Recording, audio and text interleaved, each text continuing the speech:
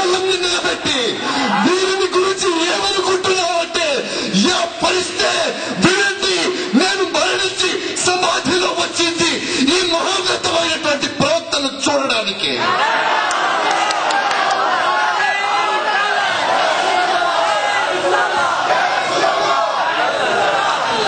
సమాధానం తేటతెల్లమైపోయింది. సమాధానం తేటతెల్లమైపోయింది. అహ్లే సున్నతుల్ జమాత్ ఒక్కటే చెప్పగలదు. అహ్లే సున్నతుల్ జమాత్ ఒక్కటే చెప్పగలదు.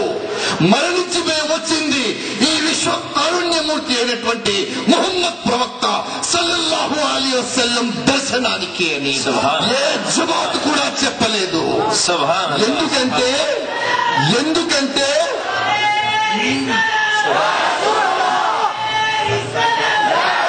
చిన్న లాంటి వాడు, ఆయన మన లాంటి వాడే అనే జమాతులున్నాయి, జాగ్రత్త. అలాంటి జమాతులున్నాయి, జాగ్రత్త.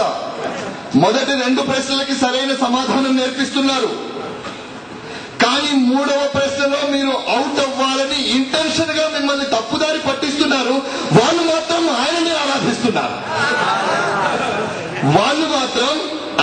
ఆరాధిస్తున్నారు. కాబట్టి మిత్రులారా, ఇస్లాం పునాదులు ఏం పునాదుల మీద నిలబడి ఉంది? విశ్వ ప్రవక్త సల్లల్లాహు అలైహి వసల్లం ప్రపంచానికి ప్రవచించినటువంటి జీవన విధానం మీద ఇస్లాం అనేటటువంటి ఒక మూల స్తంభం ఆధారపడి ఉంది. ఇస్లాంలో రోజా దొరికినా, నమాజ్ దొరికినా, జకాత్ దొరికినా, హజ్ దొరికినా, ఫిత్రా దొరికినా, ఒక ఆదర్శవంతమైనటువంటి జీవన విధానం దొరికినా, మానవాళి మనుగడకు ప్రళయం వరకు కావలసినటువంటి ఒక ధర్మ నిర్దేశనమైనటువంటి ఒక గ్రంథం ఖురాన్ దొరికినా, ఇది అంతా కూడా విశ్వ ప్రవక్త సల్లల్లాహు అలైహి వసల్లం యొక్క పాదాల రేణువుల ధూళి సదహాల దొరికింది. అసలు అల్లాహ్ ఈ ప్రపంచాన్ని సృష్టించిందే విశ్వ ప్రవక్త సల్లల్లాహు అలైహి వసల్లం ప్రేమ కోసం. విశ్వ ప్రవక్త సల్లల్లాహు అలైహి వసల్లం ని ప్రపంచానికి పంపే ఉద్దేశమే లేకపోతే అల్లాహ్ అసలు ఆదం అలైహిస్సలాంని కూడా చేసేవారు కాదు. ఈ హద్దు దాకా కూడా అలైహి వసల్లం ని అంతిమ ప్రవక్తగా పంపే ఉద్దేశమే అల్లాహకు లేకపోతే అల్లాహ్ ఆదాంని కూడా సృష్టించి ఉండకపోయేవారు. ఎందుకంటే అల్లాహ్ ఆదం అలైహిస్సలాం ని సృష్టించిన తరువాత ఆదం అలైహిస్సలాం లో ప్రాణ ప్రతిష్ఠ చేసే కార్యక్రమం జరుగుతోంది. అంటే రూహుని లోపలికి పంపే ప్రయత్నం చేస్తున్నారు. అయితే రూహు మొదటిసారి వెళ్లి భయపడి బయటకు వచ్చేసింది. ఒకసారి వెళ్లి బయటకు వచ్చింది. రెండోసారి మళ్లీ రూహుని లోపలికి పంపించారు. మళ్లీ భయపడి బయటకు వచ్చింది. అల్లాహ్ అప్పుడు అర్ష్ నుండి తన చేత్తో ఒక దివ్యమైనటువంటి తేజస్సును తీసి ఆదం అలైహిస్సలాం లో ప్రతిష్ఠ చేశారు. ఆ తర్వాత రూహుని దాంట్లో ప్రవేశపెట్టారు. అప్పుడు వెళ్లినటువంటి రూహు ఏదైతే ఉందో ఆదం అలైహిస్సలాంలో ఉండిపోయింది, బయటకు రాలేదు. అప్పుడు ఆదం అలైహిస్సలాం అల్లాహ్ని అడుగుతున్నారు, యా అల్లాహ్, మొదటి 2 సార్లు మీరు నాలో రూహుని ప్రవేశపెట్టినప్పుడు, ఆత్మని ప్రవేశపెట్టినప్పుడు, జీవాన్ని ప్రవేశపెట్టినప్పుడు భయపడి బయటకు వచ్చిన జీవం 3వసారి మీరు దేన్నో లోపల ప్రవేశపెట్టిన తరువాత బయటికి రాలేదే, ఆ తేజస్సు ఏమిటి అని అడిగితే అల్లాహ్ విశ్వ ప్రవక్త సల్లల్లాహు అలైహి వసల్లం గురించి చెబుతున్నారు. అప్పుడు ఆదం అలైహిస్సలాం అంటున్నారు, యా అల్లాహ్, మీరు నాలో ప్రవేశపెట్టినటువంటి ఆ తేజస్సుని నేను చూడాలి అనుకుంటున్నాను. ఆ తేజస్సుని నేను చూడాలనుకుంటున్నాను అంటే అల్లాహ్ అంటున్నారు, ఏ ఆదం, మీ 2 చేతులను సమీపానికి తీసుకోండి, మీరు మీ నుదురుకి సమీపంలో మీ 2 బొటనవేళ్లు పెట్టండి. ఆ తేజస్సు బొటనవేళ్లలో ప్రకాశిస్తోంది. ఆదం అలైహిస్సలాం దాన్ని వెంటనే చుంబించుకుని కళ్ళకు కొట్టుకున్నారు. మిత్రులారా, అందుకే అంటున్నాను, విశ్వ ప్రవక్త సల్లల్లాహు అలైహి వసల్లం ని పంపే ఉద్దేశమే అల్లాహ్కి లేకపోతే అసలు అల్లాహ్ ఆదాంని కూడా సృష్టించక ఉండేవారు కాదు. మరి యేసుక్రీస్తు కూడా అర్షులో చూశారు, లా ఇలాహా ఇల్లల్లాహ్ ముహమ్మదుర్ రసూలుల్లాహ్ రాసి ఉంటే అడుగుతున్నారు, యా అల్లాహ్, దివ్యమైనటువంటి పవిత్రమైనటువంటి నీ నామంలో పక్కనున్నటువంటి ముహమ్మద్ సల్లల్లాహు అలైహి వసల్లం ఎవరు అని. అప్పుడు అల్లాహ్ విశ్వ ప్రవక్త సల్లల్లాహు అలైహి వసల్లం గురించి చెబితే యేసుక్రీస్తు ఈసా అలైహిస్సలాం చెప్తున్నారు, యా అల్లాహ్, నేను ప్రవక్తగా కాదు, మీరు పంపే అంతిమ ప్రవక్త యొక్క ఉమ్మతిగా, అనుచరుడిగా, విశ్వాసిగా రావాలనుకుంటున్నాను. అంటే కూడా మేము ప్రవక్తలుగా కాదు, అంతిమ ప్రవక్త యొక్క దాసులకు దాసులుగా వచ్చేటటువంటి సౌభాగ్యాన్ని ప్రసాదించమన్న వేడుకున్నటువంటి పవిత్ర ఇస్లాం ధర్మం మనది. మిత్రులారా, ఈ ఇస్లాం ధర్మం ప్రపంచ పరివ్యాప్తమైంది అంటే నాకు నా తండ్రి నుండి, నా తండ్రికి నా తాత నుండి, నా తాతకు మా ముత్తాత నుండి వచ్చినటువంటి ధర్మం. కాబట్టి మనం దీన్ని ఒక యాదృచ్ఛికంగా వచ్చినటువంటి ధర్మంగా భావిస్తున్నాం. ఇది యాదృచ్ఛికంగా మనకు దొరికినటువంటి ఒక ధర్మంగా భావిస్తున్నాం. కానీ ఇదే ధర్మం కోసం ఇదే ఇస్లాంని కాపాడడం కోసం మరి సహబాలు చేసినటువంటి త్యాగాలను ఒక్కసారి గుర్తు చేసుకోండి. సహబాలు చేసినటువంటి త్యాగాలను గుర్తు చేసుకోండి. మండుటెండడ ఎడారుల్లో చర్మం ఊడిపోయే విధంగా వాళ్ళని ఇసుక తిన్నెల మీద పడుకోబెట్టేవారు. ఇసుక తిన్నెల మీద పడుకోబెట్టి గుండెల మీద బరువైనటువంటి బండలను పెట్టి నువ్వు ఆచరించేటటువంటి ఇస్లాం ధర్మాన్ని వదిలిపెట్టాలి, లేదంటే నీ ప్రాణం పోయే వరకు ఇదే విధమైనటువంటి శిక్ష నీకు విధించబడుతుంది అంటే ప్రళయం నాడు విధించబడేటటువంటి శిక్ష కంటే ఈ శిక్ష ఒక సామాన్యమైన శిక్ష అనేవారు. మిత్రులారా, స్నేహితులారా, ఇస్లాం ధర్మం ప్రపంచ పరివ్యాప్తమైంది అంటే త్యాగాల వల్ల మాత్రమే పరివ్యాప్తమైంది. భారతదేశంలో ఇస్లాం పరివ్యాప్తమై ఇవ్వడానికి కారణం రాజులంటారు, చక్రవర్తులంటారు. కానీ మిత్రులారా, ఒక విషయాన్ని గుర్తుపెట్టుకోండి. భారతదేశాన్ని నిస్సందేహంగా ముసల్మాన్ రాజులు వందల సంవత్సరాల కాలం పాటు పరిపాలించారు. కానీ ఏ ముసల్మాన్ రాజు కూడా ఇస్లాం ధర్మాన్ని పరివ్యాప్తం చేయడం కోసం, ఇస్లాం ధర్మం కోసం చరిత్రలో కత్తిపట్టిన దాఖలా ఎక్కడా మీకు కనిపించదు. చరిత్రలో ఇస్లాం రాజులు యుద్ధాలు చేశారు. ఎందుకు చేశారు? వాళ్ళ రాజ్యం యొక్క పరిధిని విస్తరింపచేసుకోవడానికి, వాళ్ళ రాజ్యాన్ని ఇంకా పెంచుకోవడానికి, సామంతుడు చక్రవర్తి కావడానికి, చక్రవర్తి మహాచక్రవర్తి కావడానికి యుద్ధాలు చేశారు. కానీ భారతదేశంలో ఇస్లాం కోసం ఏ రాజు యుద్ధాలు చేయలేదు. భారతదేశంలో ఇస్లాం కోసం రాజులు యుద్ధాలు చేసి ఉన్నట్టయితే మరి ఆగ్రాలో నిర్మించినటువంటి అందమైన పాలరాతి కట్టడం కింద ఒక రాజు సమాధి ఉంది. ఆ సమాధిని సందర్శించడానికి ఎవరు వెళ్లరు. 250 కిలోమీటర్లు ఆగ్రాకు దూరంగా ఉన్న అజ్మేర్ లో మట్టితో నిర్మించిన హాజా గరీబ్ అన్న ఆ సమాధికి లక్షలాది మంది ప్రతి ఏటా వెళుతూనే ఉంటారు. అంటే భారతదేశంలో ఇస్లాం పరివ్యాప్తం కావడానికి ప్రయత్నం చేసినటువంటి వాళ్ళెవరు, ఇస్లాం ధర్మాన్ని పరివ్యాప్తం చేసిన వాళ్ళెవరు అంటే ఔలియా అల్లాహలు.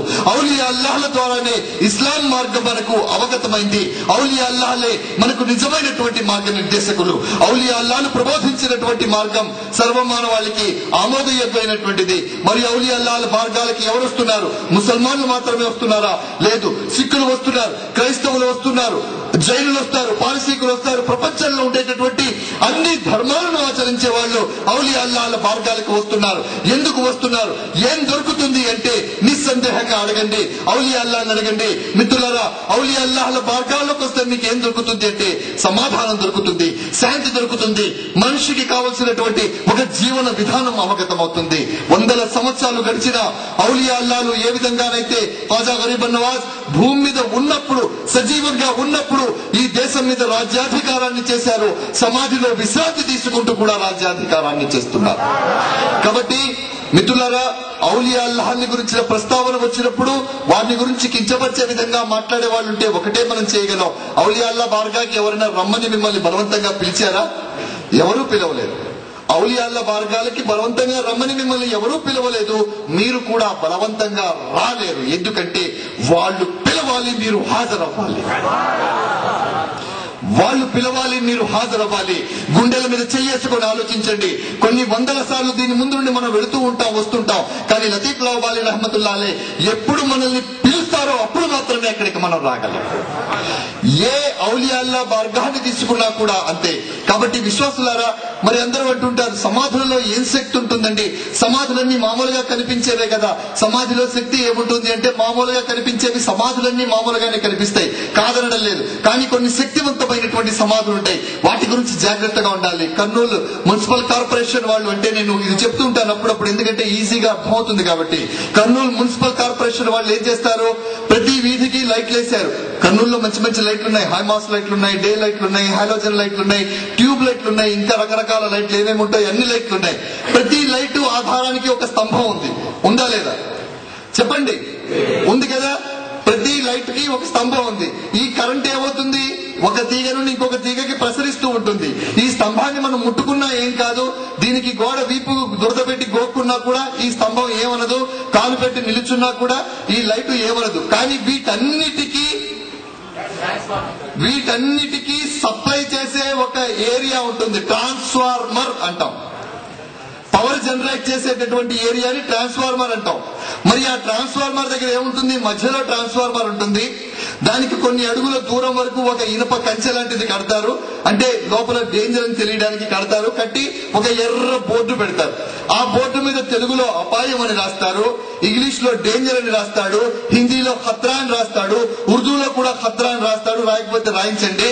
మరి భాషలేవి రాని వాడికి ఎలా అంటే ఒక పుర్రె 2 బొక్కలు పెడతాడు. ఈ 4 భాషలు రాని వాడికి ఏం చేస్తాడు, నాకు తెలుగు రాదు, హిందీ రాదు, ఇంగ్లీష్ రాదు, ఉర్దూ కూడా రాదు, అందుకే లోపలికి పోయి ముట్టుకున్నా అంటాడని గవర్నమెంట్ ఏం చేస్తుంది, ఒక పుర్రె 2 బొక్కలు పెడుతుంది. అంటే కొడుక డేంజర్, ఖత్రా, అపాయం. ఈ 3 తెలియకుంటే నీకు పుర్రె పెట్టినా బొక్కలు పెట్టినా, ఈ పెట్టినా కూడా పోయి ముట్టుకున్నా అంటే నీకు పుర్రె బొక్కలు ఏం నీకు. 108 కూడా తిరుగుతలేదు, డీజిల్ కి పైసలు అయిపోయిందట. కాబట్టి ఇవన్నీ కూడా ట్రాన్స్ఫార్మర్లు.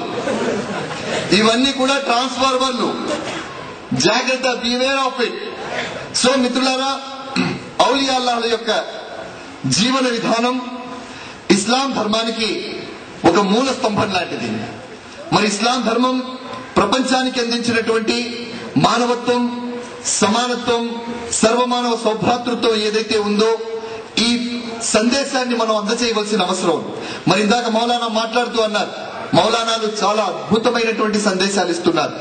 అయితే ఉర్దూలో వాళ్ళు ఫసీ ఉర్దూలో, అంటే స్వచ్ఛమైనటువంటి ఉర్దూలో వాళ్ళు ఉపన్యాసం ఇవ్వడం వల్ల మనకి కొన్నిసార్లు అవి అర్థం అవ్వవు. అంటే నాకు అర్థం అవ్వవు, మీ సంగతి నాకు తెలీదు, నాకు అంతగా అర్థం అవ్వదు. అయితే దాన్ని మనం తెలుగులో చెప్పుకుంటే మన భాషలో చెప్పుకున్నట్టుంటది. తెలుగు ఇది ఒక భాష, ఇది ఒక కమ్యూనికేషన్ చేసేటటువంటి ఒక వెహికల్ లాంటిది అనమాట. కాబట్టి ఇందాక మౌలానా ఏం చెప్పారు, తల్లిదండ్రుల్ని గౌరవించటం. తల్లిదండ్రుల్ని గౌరవిస్తే ఏమొస్తుందయ్యా అంటే వాళ్ళ ఆస్తి పంచేటప్పుడు ఎవడెక్కువగా ప్రేమిస్తే వాడికి ఎక్కువ ఇస్తారు, అంతే కదా. తల్లిదండ్రుల్ని ప్రేమిస్తే ఎవడెక్కువ ప్రేమించిండో వాడికి ఒక పాలు ఎక్కువ ఉంటుంది, అంతేనా? కాదు. మిత్రులారా, విశ్వ ప్రవక్త సల్లల్లాహు అలైహి వసల్లం ఏం చెప్తున్నారంటే, మరి తల్లిదండ్రుల్ని ఎవరైతే గౌరవిస్తారో, తల్లిదండ్రుల్ని ఎవరైతే ప్రేమిస్తారో, తల్లిదండ్రుల్ని మనస్ఫూర్తిగా వాళ్ళు నవ్వుతుండడం తన 2 కళ్ళారా చూస్తుంటారో వాళ్ళకి ఒక హజ్ చేసిన పుణ్యాన్ని విశ్వ ప్రవక్త సల్లల్లాహు అలైహి వసల్లం ప్రసాదిస్తున్నారు. మరి విశ్వ ప్రవక్త సల్లల్లాహు అలైహి దగ్గర ఒక సహాబీ లేచి నిలబడి అడిగారు, యా రసూలల్లాహ్, నా తల్లిదండ్రులు నా ఇంట్లోనే ఉంటారు, నేను పొద్దున్న నుండి సాయంత్రం వరకు కొన్ని 100 సార్లు వాళ్ళు నవ్వుతూ ఉండడం నేను చూస్తూ ఉంటాను, మరి నా సంగతంటే కొన్ని 100 సార్లు కూడా నీకు హజ్ చేసిన పుణ్యాన్ని ప్రసాదిస్తానంటున్నారు విశ్వ ప్రవక్త సల్లల్లాహు అలైహి వసల్లం. మరి మిత్రులారా, ఇస్లాం ధర్మం ఒక జీవన విధానం అంటాం మనం. ఇస్లాం ఒక కులం కాదు, పొరపాటు, ఒక ధర్మం కాదు, ఒక మతం కాదు. ఇస్లాం ఒక ఆచరణాత్మకమైనటువంటి జీవన విధానం పేరు ఇస్లాం. ఇస్లాం ఏం బోధిస్తుంది, మనిషిగా జీవించమంటుంది. ఎలా జీవించాలి, ఒక మంచి ఉద్యోగి ఎలా ఉండాలి, ఒక మంచి తండ్రి ఎలా ఉండాలి, బాధ్యత కలిగిన పౌరుడు ఎలా ఉండాలి, ఒక మంచి కూతురు ఎలా ఉండాలి, ఒక భార్య ఎలా ఉండాలి, సమాజంలో బాధ్యత కలిగినటువంటి ఒక సైనికుడిలా ఏ విధంగా జీవించాలి, ఒక వ్యాపారం చేస్తే ఎలా చేయాలి, ISO 2009 అని ఏ విధంగానైతే బ్రాండింగ్ చేస్తామో ఆ విధమైనటువంటి బ్రాండింగ్ ముసల్మానికి ఉండాలి. ఆ విధమైన జీవన విధానాన్ని ఇస్లాం బోధిస్తుంది. ఇస్లాం అల్లాహ్ కోసం అన్నిటినీ వదిలిపెట్టి, అంటే చేసే ఉద్యోగాన్ని, భార్యని, పిల్లల్ని అందరినీ వదిలిపెట్టి పర్వతాలకు, అరణ్యాలకు వెళ్లి తపస్సు చేయమనడం లేదు, ముక్కు మూసుకొని ధ్యానం చేయమనడం లేదు, అన్నం వదిలిపెట్టమనడం లేదు, భార్య పిల్లలతో కలిసి ఉండడం వద్దనడం లేదు. ఇస్లాం అన్ని ఆచరిస్తూనే ఉన్నతమైన మనిషిగా జీవించమంటుంది. కానీ ఈ రోజు మన సంఘంలో చూస్తున్నాం, ఇస్లాం ని పరివ్యాప్తం చేద్దాం, ఇస్లాం ని వ్యాప్తం చేద్దాం, రండి మీ చదువుల్ని వదిలిపెట్టి రండి, మాతో 40 రోజులు తిరగండి, మాతో 4 నెలలు తిరగండి, మాతో 5 నెలలు తిరగండి అంటున్నారు. మిత్రులారా, ఎన్నో కుటుంబాలు ఈ రోజు నడి రోడ్డు మీద పడుతున్నాయి. మరి బజార్లో చిన్న వ్యాపారాలు చేసుకునేటటువంటి వాళ్ళని చూస్తున్నాం. అరటి పండ్ల బండ్ల వాళ్ళని, తర్వాత మిఠాయి బండ్ల వాళ్ళని, మిర్చి బండ్ల వాళ్ళని, వీళ్ళ దగ్గరికి వెళ్ళడం, రండి 40 రోజులు అల్లా దారిలో, అల్లా మీకు సర్వస్వాన్ని ప్రసాదిస్తాడంటున్నాడు. నిస్సందేహంగా అల్లా సర్వస్వాన్ని ప్రసాదిస్తాడు. ఎట్ ద సేమ్ టైం నీ కుటుంబాన్ని, నీ పిల్లల్ని వదిలిపెట్టి వెళ్ళమని చెప్పి అల్లాహ్ ఎక్కడ చెప్పడం లేదు. ముందు నీ కుటుంబ బాధ్యతలను నిర్వర్తించిన తర్వాత అల్లాహ్ మార్గంలో బయటికి, నీ కుటుంబ బాధ్యతలను నిర్వర్తించు. నిర్వర్తించు, సమాజంలో నీ బాధ్యతలు నిర్వర్తించు. ఈ రోజు ఇస్లాం ధర్మాన్ని గురించి ఒక ముసల్మాన్కి నమాజ్కి రమ్మని పిలిచే అవసరం లేదు. ఎందుకంటే నమాజ్ యొక్క ప్రాశస్త్యం అతనికి తెలుసు, ఇతనికి తెలుసు.